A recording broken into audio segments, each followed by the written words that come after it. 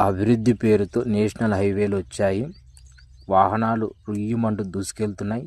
కానీ ఆ వేగం వెనక బొల్లవరం గ్రామ ప్రజల కష్టాలు ఎవరికీ కనిపించడం లేదు. రోడ్డు బాగుపడింది కానీ మా బ్రతుకులు మాత్రం రోడ్డున పడ్డాయి అన్నట్టుంది ఇక్కడ పరిస్థితి.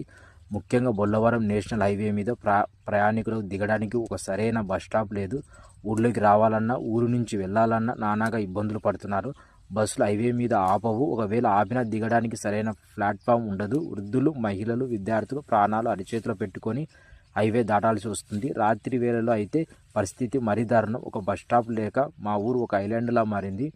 ఇంకా అన్నదాతల గోడు హైవే నిర్మాణం జరగక రైతుల తమ పొలాలకు వెళ్ళే దారులు పూర్తిగా మూసుకుపోయాయి.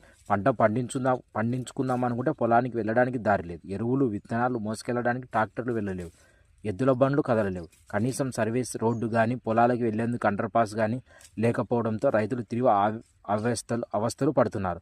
పండించిన పంటను ఇంటికి చేర్చడం కూడా గగనమైపోయింది. ఇది కేవలం అసౌకర్యం కాదు, ఇది మా జీవన పోరాటం. అధికారులు, ప్రజాప్రతినిధులు ఇప్పటికైనా స్పందించాలి. బొల్లవరం హైవే దగ్గర వెంటనే బస్ స్టాప్ ఏర్పాటు చేయాలి. అలాగే రైతులు తమ పొలాలకు వెళ్లేందుకు వీలుగా అండర్ పాస్ లేదా సర్వీస్ రోడ్ నిర్మించాలి.